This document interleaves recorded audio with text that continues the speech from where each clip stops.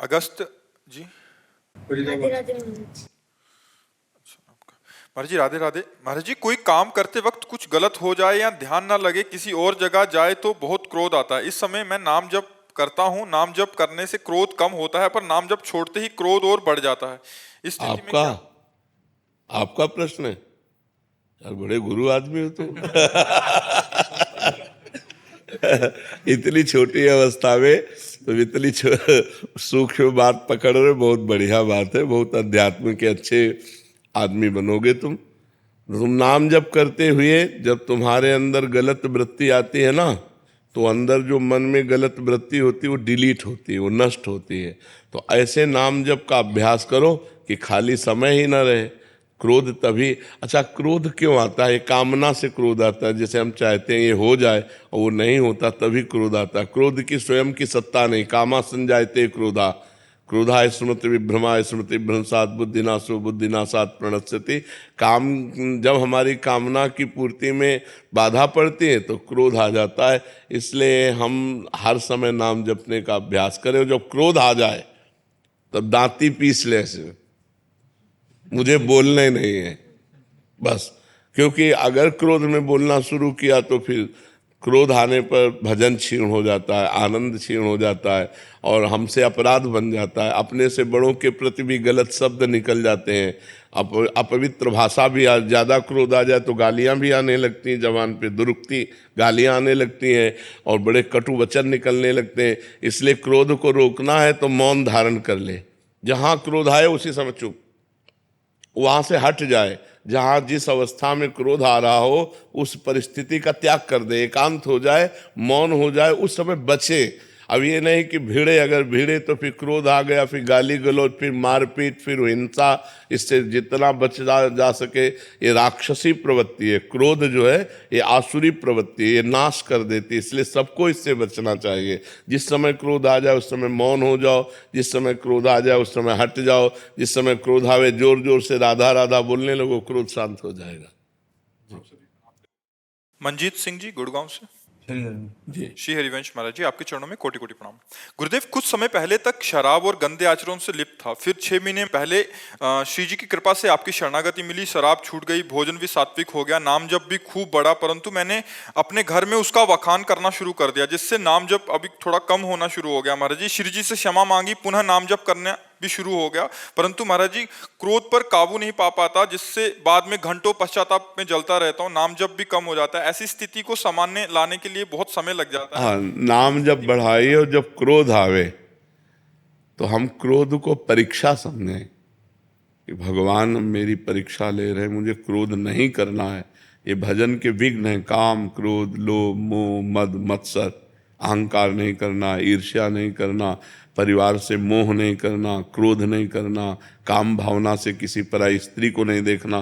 तो जब हमारा मन क्रोध में आवे तो सावधान, राधा राधा राधा राधा राधा बोलना नहीं, हमें उस विषय में नहीं बोलना। वो ऐसे हट जाना है जैसे हम अभी बात ही नहीं कर रहे थे। बिल्कुल पीछे, तुरंत मुड़िए, हटिए, चल दीजिए। उत्तर चाहे बालक क्यों न हो, उस समय हट जाइए, फिर बाद में समझाइए। क्रोध के लिए उस समय वो स्थान, वो परिस्थिति आपको छोड़नी पड़ेगी। नहीं तो जहाँ प्रति उत्तर हुआ तो गालियाँ आएंगी, फिर वो क्रोध अपना स्वरूप प्रकट कर देगा। वो बुद्धिमानी यही कि तुरंत मौन हुई और वहाँ से हट जाइए।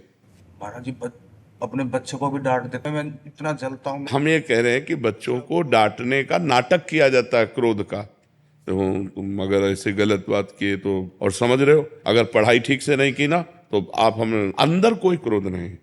क्रोध का नाटक करना और क्रोध होना, ये थोड़ा अंतर है। बच्चे में क्रोध को करना होता है, परिवार में क्रोध करना होता है, जरूरी है। जैसे छोटे छोटे बच्चे हैं, अगर वो भयभीत हमसे नहीं हुए, थोड़ा थोड़ा भय होना जरूरी।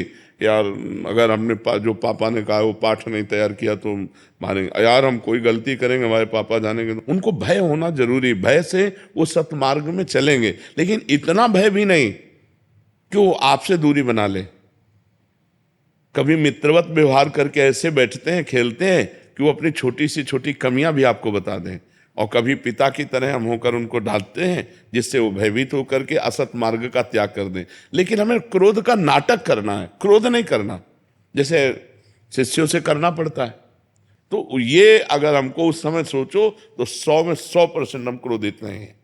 हम अपनी नौकरी निभा रहे हैं, हमें गुरु भाव से उन्होंने स्वीकार किया। अगर उनकी गलतियां बन रही तो हमारा कर्तव्य है उनको डांट करके अच्छे आचरणों में युक्त करना। ऐसे आप पिता है, अगर अपने पुत्र को अच्छे आचरणों से युक्त करना है तो कभी कभी क्रोध का नाटक करना पड़ता है। तो अगर पिता का शासन पवित्र है तो अब आजकल शासन ही नहीं रह गया है। बच्चे पढ़ लिख करके माता पिता का अपमान कर रहे हैं, माता पिता की अवहेलना कर रहे हैं, क्योंकि बच्चापन से डाली नहीं गई बात। खेलने के लिए मोबाइल दे दिया गया और धीरे धीरे धीरे धीरे वो मोबाइल से इतने गंदे आचरणों में प्रयुक्त हो जाते हैं, इतनी मलिन बुद्धि हो जाती है कि अपने पूज्य माता पिता का अपमान करने लगते हैं, अवहेलना करने लगते हैं और इतना दूर निकल जाते हैं सतमार्ग से कि लौटना मुश्किल हो जाता है। गंदे गंदे व्यभिचार में, व्यसन में फैल जाते हैं। तो ये क्रोध करना अनिवार्य है, पर क्रोध अंदर से नहीं, बाहर से नाटक करना है। क्रोध का नाटक करना है, अंदर से करोगे तो आप परेशान हो जाओगे। बस वो मारना नहीं है, मारने की एक्टिंग पूरी करनी है, बाप रे आज तो बच गए, ऐसा करना है। क्रोध का अंदर हृदय में प्रवेश ना होने पाए, अगर बाहर से हम नाटक करें तो अच्छा रहेगा। परिवार में अगर अब माता पिता शराब पी रहे हैं, माता पिता गंदी बातें कर रहे हैं, माता पिता गंदे दृश्य देख रहे हैं, तो बच्चों पर आचरण नहीं पड़ेगा। तुम खुद अध्यात्मवान बनो और बच्चों को अध्यात्मवान बनाओ। बिना अध्यात्म से जुड़े किसी का जीवन मंगल में नहीं हो सकता। आज हमारा समाज जितना अध्यात्म से बिलग है उतने देख लो क्रूरता में पहुंचता जा रहा है। कैसे कैसे समाचार आते हैं, मतलब क्या है क्या है, ये नौजवान कहाँ जा रहे हैं, कहाँ जा रहे हैं? क्या वो मनुष्य शरीर नहीं है? क्या वो अपनी बहन नहीं है? आप कैसा व्यवहार कर रहे हैं? अध्यात्म तो चराचर जगत को मंगल में बना दे, लेकिन जुड़े ना जब, अब वो राक्षसी प्रवृत्ति से जुड़े, आधुनिकता से जुड़े, मंगल में भाव है नहीं, तो देखो कैसी कैसी गंदी बातें होती है। अब आजीवन सजा होगी, एक गलती का परिणाम आजीवन सजा, जीवन बर्बाद हो गया। पढ़ाई लिखाई स्वस्थता सब जाओ जेल, या तो फांसी की सजा या तो जेल। ऐसे ऐसे आचरण होने लगे हैं। तो हमें लगता है बहुत संभलना चाहिए और अध्यात्म में जुड़कर भगवान का नाम जब अपने बच्चों से भी कराना चाहिए। थोड़ी देर बैठकर कथा सुनानी चाहिए। सत्य शास्त्रों के श्रवण से बड़ा मंगल होता है। महाराज जी, बच्चे तिलक लगा के जाते हैं तो स्कूल को कह रहे हैं, स्कूल में कहते हैं कि ये कौन सा काला जादूगर। हाँ, तो दूसरा कर ले कि सूखी रज ले लेना, सूखी रज का ऐसे लगा ले तो चिन्ह नहीं बनेगा और तिलक भी लग जाएगा। अब स्कूल में तो जो पढ़ाई हो रही है आप देख ही रहे हो, आधुनिकता की पढ़ाई हो रही है और ऐसे ऐसे आचरण नौजवानों के हो रहे हैं जो जो नहीं होने चाहिए। क्या ये विद्या है? विद्या तो वही है जो विनय और सद्गुण की उत्पत्ति कर दे, विनय और सद्गुण की उत्पत्ति कर दे। आज तिलक लगाने को लोग रोका जाता है। आज भगवत कार्य को अगर माला डाल के जाए वो तो उसको रोका जाएगा, उसका उपहास होगा। अगर भगवान नाम कीर्तन, भगवान नाम जप करके और पाठ, हम लोगों के स्कूल में प्रारंभ से हे प्रभु आनंद दाता ज्ञान हमको दीजिए, ये सब प्रार्थनाएं होती थी बड़ा। और कबीरदास जी की दोहे, रहीमदास जी के दोहे, मंगल में वीर पुरुषों के चरित्र, तो उससे संस्कार पढ़ते हैं। अब हम पता नहीं है कि नहीं इस समय ये चीज़ें। हमारे देश के वीर वीरांगनाओं और साध्वी साधुओं की चरित्र भी रखिए, जिससे पढ़ करके उनके अंदर संस्कार पड़े, उनके अंदर भाव पड़े। तो ठीक है, क्रोध करना नहीं पर क्रोध का नाटक जरूर करना चाहिए।